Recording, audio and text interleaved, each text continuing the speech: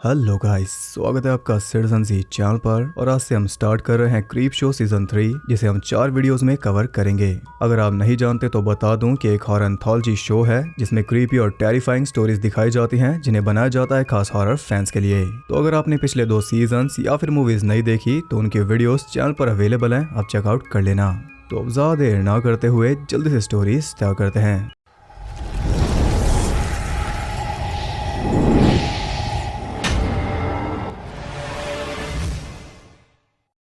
First tell का नाम है मम्स और ये स्टोरी है स्टीफन किंग के बेटे जो हिल की। ये कहानी है जैक नाम के लड़के की, जिसकी फैमिली में है उसका डैड हैंक और मॉम ब्लूम। उन दोनों की आपस में जरा भी नहीं बनती क्योंकि इनके विचार मिलते ही नहीं। ब्लूम एक नेचर लवर है, पहले वो अल्कोहलिक थी लेकिन अब वो रिकवर कर रही है। वहीं हैंक एक वायलेंस पसंद आदमी है और वो जैक को भी अपने जैसा बनाना चाहता है, इसलिए ब्लूम चिंतित है। वो यहाँ से निकलना चाहती है जैक के साथ और ये मौका उसे मिल गया। हैंक के बाहर जाते ही वो जैक को अपने साथ लेकर जा रही थी उसकी ग्रेट ग्रेट ग्रेट नानी मीमा के पास, जो कि जल्दी 100 साल की होने वाली है।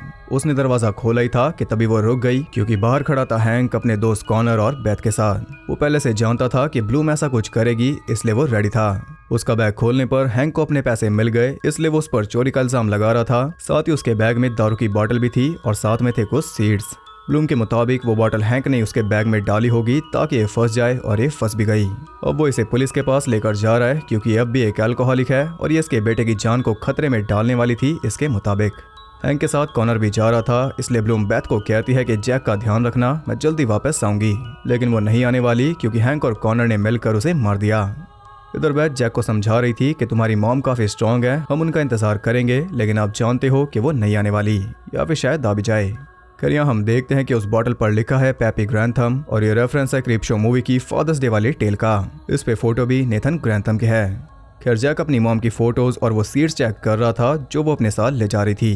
वो सीड्स नीचे गिर जाते हैं, तभी अचानक उसकी मरी हुई मॉम उसके सामने आ गई, जिसके मुंह से कीचड़ निकल रहा था। तभी जैक की आंख खुल गई। ये बस एक बुरा सपना था। उसकी चीख सुनकर बेथ वहां आती है और उसने जैक को फिर से सुला दिया। ब्लूम को अपने गार्डन से काफी प्यार था, इसलिए हैंक ने उसे घर के बाहर उसी के गार्डन में दफना दिया ताकि यहाँ उसकी आत्मा को शांति मिल जाए। अगली सुबह जैक उससे अपनी मॉम के बारे में पूछ रहा था तो उसने सीधा ही मना कर दिया कि अब वो नहीं आएगी। वो कहता है कि वो नशे के लिए यहाँ से दूर जाना चाह रही थी, लेकिन जैक जानता है कि यह सच नहीं है। यहाँ पर हम क्रीप शो की ट्रेडमार्क एस्ट्रे भी देख पाते हैं। खैर अपनी मॉम को मिस करते हुए वो उन सीड्स को गार्डन में ही बो रहा था और उनके शार्प होने की वजह से उसका हाथ कट गया और उन सीड्स पर लग गया खून। वो उन्हें वहीं पर बो देता है जहाँ पर उसकी मॉम दफन थी। रात में हैंक और कॉनर किसी रॉबरी की प्लानिंग कर रहे थे और हम दोबारा उस एस्ट्रे को देख पाए। अब ये सब तो सो गए, लेकिन हम देखते हैं कि रातों रात ही वो सभी सीड ग्रो कर गए और पूरा गार्डन फूलों से भर गया क्योंकि खाद उन्हें अच्छी मिल गई। एक ही रात में इतनी ग्रोथ देखकर जैक भी हैरान था, साथ ही वो खुश भी था क्योंकि उसकी मॉम भी इसे देखकर खुश होती। लेकिन हम देखते हैं कि वो फूल कुछ अजीब थे। एक तो उन पर बाल उग रहे थे और दूसरा उनके बीच में स्कल बने हुए थे, यानी कि खोपड़ी। अपनी मॉम को ना रोक पाने के गिल्ट में वो एक पौधा उखाड़ लेता है, जिससे उसके हाथ में कांटे चुभ गए और सारा खून चला गया मिट्टी में। तब बेथ उसे हिम्मत देती है क्योंकि ब्लूम के जाने से वो भी उतनी ही दुखी है जितना कि ये, या फिर शायद नहीं। रात को जैक देखता है कि बेथ का उसके डैड के साथ अफेयर चल रहा है और इसी के चलते हैंक ने ब्लूम को मारा ताकि उसका रास्ता साफ हो जाए और बेथ भी इसके प्लान में शामिल थी। अब ये प्लान को आगे बढ़ा रही है जैक के दिल में जगह बनाकर ताकि जल्दी उसकी मॉम की जगह ले ले। अब जैक को समझ नहीं आ रहा कि वो क्या करे, वो पूरी तरह टूट गया। वो बाहर बैठा हुआ भारी सांसें भर रहा था, तभी एक पिगी की चीख सुनकर वो गार्डन में जाकर देखता है कि एक बच्चे को बेलों ने जकड़ा हुआ था। वो उसे छुड़ा देता है, लेकिन तभी एक हाथ ने उसे जकड़ लिया और वो हाथ था उसकी मॉम का, जो कि अब एक हाइब्रिड है, यानी कि आधी इंसान और आधी प्लांट।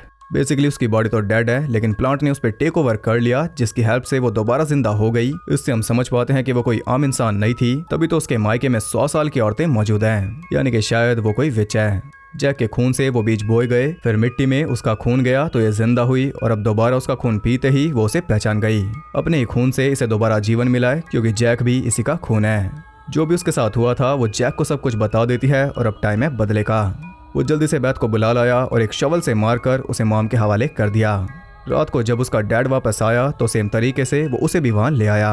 वहां उसे मिलती है बेथ की बॉडी, जिस पर बेलो ने कब्जा किया हुआ था। या जैक शवल से उस पर अटैक कर देता है। बदले में हैंक उसे शूट कर रहा था, लेकिन उसकी माँ उसे कैसे मरने देगी। उसने हैंक को जकड़ लिया और पूरे गार्डन में वो फैली हुई थी। जो स्कल्स फूलों के बीज थे वो ब्लूम के कई सर बन गए और इसका नाम ही ब्लूम है, तो आप समझ ही जाओ ब्लूम होना तो इसकी किस्मत में ही था। खैर वो हैंक को भी दबोच कर खा जाती है और जो भी प्रैक्टिकल इफेक्ट्स इस गार्डन में देखने को मिल रहे हैं वो क्रीप शो की खासियत है सालों से। इसके बाद जैक ने फोन करके कॉनर को भी बुला लिया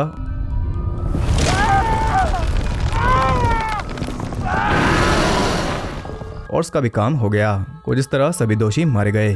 अगली सुबह वो एक पौधा लेकर मीमा के घर के लिए निकल गया और ये पौधा इसकी मॉम है जिसके कई सारे सर निकलेंगे। इसकी मॉम को नेचर पसंद था और अब तो वो 100 साल से भी ज्यादा जिएगी। इसके साथ ये टेल एंड हो गई। तो आपने देखा कि जो हिल भी स्टीफन किंग से कुछ कम नहीं। ये टेल आपको उनकी बुक फुल थ्रॉटल में मिल जाएगी। अब इसके टाइटल मम्स का मतलब मदर नेचर से भी है, जो कि अच्छी तरह अपने बच्चों का ख्याल रखना जानती है और अगर कोई ज्यादा हवा ले तो सबक सिखाना भी जानती है। तो सेकंड टेल का नाम है क्वीन बी और इसके डायरेक्टर हैं ग्रेग निकोटेरो, जो कि सीरीज के प्रोड्यूसर भी हैं और भी बहुत कुछ है इनके बारे में बताने के लिए, जो मैं कभी बाद में बताऊंगा। ये कहानी है 3 टीनेजर फ्रेंड्स की, जिनमें है डेब्रा, ट्रेनिस और कार्लोस। डेब्रा और ट्रेनिस रेजिना नाम की सिंगर के कट्टर फैन है और ये नाम किससे मिलता है वो आप जानते हो। दोनों में कंपटीशन चलता रहता है कि कौन नंबर 1 फैन है और कौन नंबर 2। डेब्रा ने उसका लाइव कॉन्सर्ट अटेंड किया था, लेकिन ट्रेनिस ने उसे कभी लाइव नहीं देखा, तो ये नंबर 1 फैन तो नहीं हुई। फिलहाल रेजिना 9 मंथ्स प्रेग्नेंट है, जल्दी उसकी डिलीवरी होगी और वो दिन है आज। डेब्रा की मॉम एक डॉक्टर है, लेकिन आज हॉस्पिटल से उन्हें छुट्टी दे दी गई क्योंकि एक पूरा फ्लोर रेजिना के लिए बुक्ड है और ये बात कोई भी नहीं जानता सिवाय स्टाफ के। ये इसलिए ताकि मीडिया वहां ना पहुंच जाए। डेब्रा ये बात जानती थी और गलती से उसके मुंह से निकल गया, इसलिए बाकी दोनों भी जान गए। कार्लो सजेस्ट करता है कि अगर हम उस बच्चे की फोटो ले आएं तो हम करोड़पति बन जाएंगे, या फिर उस बच्चे के बाप की, क्योंकि बच्चा है किसका ये भी कोई नहीं जानता। ये प्लान उन दोनों को ही मंजूर नहीं था क्योंकि प्राइवेसी नाम की भी कोई चीज है, लेकिन उसके बेबी को देखने के लिए ये जाएंगे। तीनों हॉस्पिटल पहुंच गए, जिसका नाम है हेडनफील्ड मायर्स हॉस्पिटल, और ये किसका रेफरेंस है वो आप मुझे बताओ, जल्दी से कमेंट कर दो, ये बहुत ईजी है। अब हॉस्पिटल के अंदर घुसना आसान नहीं होगा, लेकिन इनके लिए आसान है क्योंकि डेब्रा के पास है उसकी मॉम का आई कार्ड। उसके जरिए वो काफी आसानी से अंदर घुस आए और अंदर आते ही उन्हें रेजिना भी दिख गई, लेकिन तभी एक गार्ड भी वहां पर आ गया। वो उन्हें बाहर निकाल रहा था और इसी चक्कर में धक्का लगने से वो नीचे गिर गया और देखकर लग तो नहीं रहा कि वो बचा होगा। पूरे फ्लोर पर काफी अंधेरा था। तभी कोई लिफ्ट से ऊपर आ रहा था, इसलिए तीनों छुप गए और वो स्टाफ था जो किसी की बॉडी लेकर आया था और उनकी आंखों में कुछ तो गड़बड़ है। डेड बॉडी से घबराकर ट्रेनिस सामान गिरा देती है, लेकिन वो आदमी उसे कुछ भी नहीं कहता, मानो वो कोई रोबोट हो जो कि इशारों पर चल रहा है। उसे ट्रेनिस दिखाई नहीं दी। खैर उन्हें रेजिना की लोकेशन पता चल गई, इसलिए वो जाकर देखते हैं कि डॉक्टर्स रेजिना को इंजेक्शन दे रहे थे। इंजेक्शन लगते ही उसके अंदर कुछ अजीब सी हलचल होने लगी। वो दर्द से तड़प रही थी, तभी उसकी आंख से 2 सींग बाहर आ गए और पेट फाड़ कर 2 टांगे भी। कुछ ही देर में वो पूरी तरह एक मॉन्स्टर बन गई और यही वजह है कि ये फ्लोर बुक किया गया था। साथ ही किसी को बच्चे के फादर के बारे में नहीं पता क्योंकि ये है क्वीन बी। ये बाहर से आई कोई एलियन प्रजाति है जो कि इंसान के रूप में रह रही थी और उस इंजेक्शन की वजह से ये अपनी असली फॉर्म में आ गई। इंसान का रूप लेकर इसने कई इंसानों को अपना गुलाम बना रखा है, जिन्हें हम कहते हैं फैंस, और ये थ्योरी तो लगभग हर एक बड़े स्टार के लिए पॉपुलर है। पूरे स्टाफ को इसने काबू में किया हुआ है, इसलिए उनकी आंखें अजीब हैं। अब क्वीन बी बढ़ देगी, लेकिन तभी कार्लोस उसकी फोटो लेने लगा, इसलिए वो पकड़े गए। क्वीन बी ने कार्लोस और डेब्रा दोनों को हिप्नोटाइज कर लिया, लेकिन ट्रेनिस बच गई क्योंकि उसके कान में लगे हुए थे एयरपॉड्स, यानी कि वो साउंड के थ्रू इन्हें कंट्रोल कर रही है। ट्रेनिस जल्दी से डेब्रा के कानों को भी ब्लॉक कर देती है, लेकिन तब तक कार्लोस ने अंदर जाकर खुद को समर्पित कर दिया था और एक ही झटके में क्वीन बी ने उसकी जान ले ली। ये देखकर दोनों भागती हैं, लेकिन सभी दरवाजे लॉक थे। एक आदमी ने डेब्रा को पकड़ लिया, तब एक फायर एक्सटिंग्विशर का यूज करके ट्रेनिस उसका काम तमाम कर देती है, लेकिन तब तक 2 और आदमी वहां पर आ गए थे। लिफ्ट एकलौता रास्ता था वहां से निकलने का, लेकिन वो दोनों आदमी उनका पहरा देने लगे। तब उनमें से एक को दूर भेजकर वो ट्रॉली का यूज करके दूसरे को उड़ा देती हैं, लेकिन इससे काम नहीं बना। एक ने डेब्रा को पकड़ लिया और दूसरे ने ट्रेनिस को। तब डेब्रा एक सिरिंज उसकी आंख में घुसाकर दूसरे को इलेक्ट्रिक शॉक दे देती है, जिससे दोनों बच गई। अब वो लिफ्ट से नीचे जा रही थी, तभी ट्रेनिस कहते हैं कि हम इस फोटो की मदद से रेजिना को एक्सपोज कर देंगे, और यही तो इसे नहीं कहना था उसकी नंबर 1 फैन के सामने। उसका करियर डिस्ट्रॉय होते कैसे देखेगी? अभी तो उसकी एल्बम भी पूरी नहीं हुई। हाँ, ये बात अलग है कि उसने इनके दोस्त को इन्हीं के सामने मार डाला, लेकिन एल्बम का क्या? अब ने कानों से रुई निकालकर डेब्रा खुद ही हिप्नोटाइज हो गई और ट्रेनिस को रेजिना के सामने ले जाकर कैद कर दिया, जो कि एक बरगद के पेड़ की तरह फैल गई थी क्योंकि उसने बच्चों को जन्म दे दिया। प्रैक्टिकल इफेक्ट्स अब जितना देखो उतना कम है। डेब्रा ट्रेनिस को कहती है कि अब रेजिना मुझे लाइफ टाइम पासेस देगी और मैं ही उसके बच्चों को पालूंगी, जो कि उसके मुताबिक काफी क्यूट हैं। अब ये बच्चे पलेंगे कैसे? इंसानों को खाकर, और इनकी पहली दावत होगी ट्रेनिस। वो बच्चा ट्रेनिस को खाना शुरू करता है और इसी के साथ ये टेल एंड हो गई। फन फैक्ट ये है कि ये वाली टेल सिमिलर है द आउटर लिमिट्स के एपिसोड Z से। दोनों में एक खतरनाक क्वीन बी है जो इंसानी रूप लेकर रहती है, और दोनों में ही उसका नाम है रेजिना, क्योंकि रेजिना का मतलब होता है क्वीन। थर्ड टेल का नाम है स्केलेटन्स इन द क्लोजेट और इसे भी डायरेक्ट किया है ग्रेग निकोटेरो ने, और ये मेरी फेवरेट टेल है इस वीडियो की। ये कहानी लैम्पिनी नाम के एक आदमी की जिसने स्केलेटन्स इन द क्लोजेट नाम का एक म्यूजियम ओपन किया है, जिसमें कई सारे मूवी प्रॉप्स को दिखाएगा जो कि इसके डैड ने जमा किए थे क्योंकि वो एक बड़े कलेक्टर थे।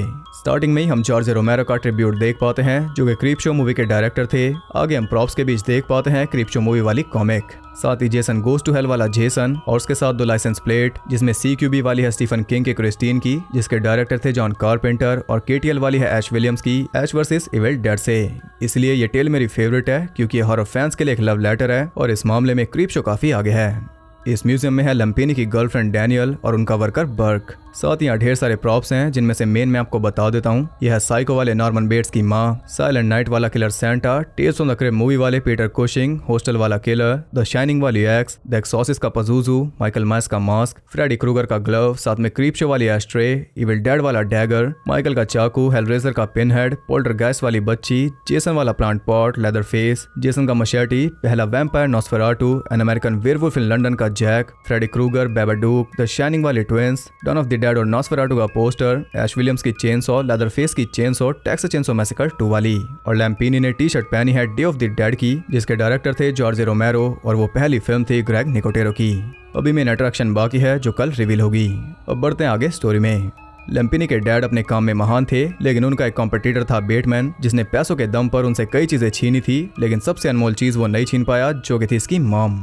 क्या स्टोर बंद करने का टाइम हो गया था तभी एक आदमी अंदर आ गया। वो कहता कि मैं 2 मिनट से ज्यादा नहीं लूंगा और ये आदमी और कोई नहीं बल्कि बेटमैन है। एग्जीबिशन से पहले ही उसने मेन सामान रिवील कर दिया जो कि थे रियल स्केलेटन्स जो कि मूवीज में यूज हुए थे।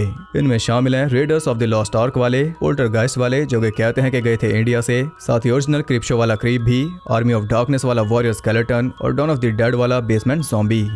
अब बेटमैन यहाँ पर आया है क्रीप को लेने, लेकिन लैम्पिनी उसे नहीं देने वाला क्योंकि यहाँ कोई भी प्रॉप सेल के लिए नहीं है, लेकिन खरीदने की बात तो उसने की नहीं।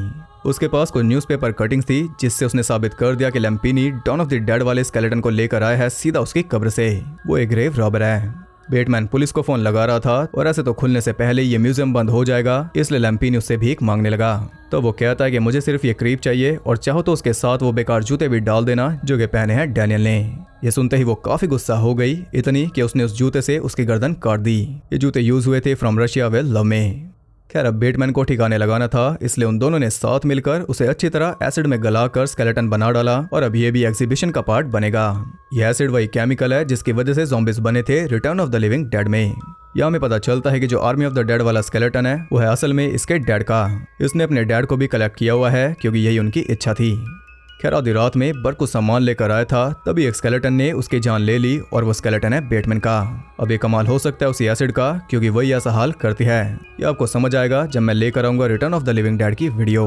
इधर डैनियल नहा रही थी और यहाँ पे रिक्रिएट हो रहा है साइको वाला शावर सीन, यानी कि अभी अभी मरेगी और से मारने आया है बेटमैन नॉर्मन बेट्स की माँ के बाल लगाकर। सेम उसी आइकॉनिक स्टाइल में डैनियल मारी गई। उसकी लाश देखकर लैम्पिनी बुरी तरह घबरा गया था, तभी बेटमैन ने उस पर भी हमला बोल दिया और इस बार सीन रिक्रिएट हो रहा है द शाइनिंग वाला। खैर उस पर वार करके लैम्पिनी भागता है, तब वो ऐश की चेनसॉ लेकर उसके पीछे लग गया। लैम्पिनी छुप गया था, तब बेटमैन उसके डैड के हथियार लेकर उस पर टूट पड़ा। वो सामना कर रहा था जेसन के मशेडी से, लेकिन उससे काम नहीं बनता। बेटमैन उसे मार देता, तभी बीच में आ जाता है उसका डैड और यहाँ शुरू हुई एक स्केलेटन फाइट। काफी देर तक फाइट करके उसके डैड ने बेटमैन का सर अलग कर दिया और यहाँ फाइनली उसकी सालों की भड़ास निकल गई। अगले दिन एग्जीबिशन में एक मोनालिसा स्केलेटन भी शामिल था जो कि था डैनियल का और लैम्पिनी उसके साथ रोमांस में लगा हुआ था। इधर नया क्रीप सेल्फी ले रहा था ओजी क्रीप के साथ और इसी के साथ ये टेल एंड हो गई। मेरे लिए तो ये बहुत ही ज्यादा फन टेल थी और क्रीप शो से बेहतर ये काम कोई भी नहीं कर सकता। इसमें जो फैन सर्विस होती है वो कहीं भी नहीं होती। 3 टेल्स में आपने कितने ही रेफरेंस देख लिए बाकी हॉरर मूवीज के। यही बात इस शो की खास है, इसलिए सीजन 4 भी आ रहा है। तो अब बात करते हैं मोरल्स की। पहले टेल में दिखाया गया कि सच छुपाने से भी नहीं छुपता, कितनी झूठी कहानी बनाकर सच को दफना लो वो बाहर आ जाता है। सेकंड टेल में दिखाया गया कि किसी के भी फैन बनो कोई प्रॉब्लम नहीं है, लेकिन सही गलत की समझ मत भूलो। ऐसा नहीं होना चाहिए कि जिसके तुम फैन हो उसका गलत भी तुम्हें सही लगे। थर्ड स्टोरी में दिखाया गया कि हर चीज बिकाऊ नहीं होती, कुछ चीजें ऐसी होती हैं जिनका कोई मोल नहीं होता। तो ये थे कुछ मोरल्स। बाकी आप कुछ बताना चाहो तो बता सकते हो, कमेंट सेक्शन आपके लिए ओपन है। अगर आपको वीडियो पसंद आई तो उसे एक लाइक कर देना और इस बार आपको कोई एक फेवरेट टेल नहीं बतानी बल्कि इन तीनों टेल्स को रैंक करना है अपने हिसाब से। मेरी रैंकिंग है फर्स्ट, थर्ड और सेकंड। आप भी अपनी कमेंट कर देना। फर्स्ट टेल इसलिए ऊपर रखी है क्योंकि उसकी स्टोरी अच्छी थी।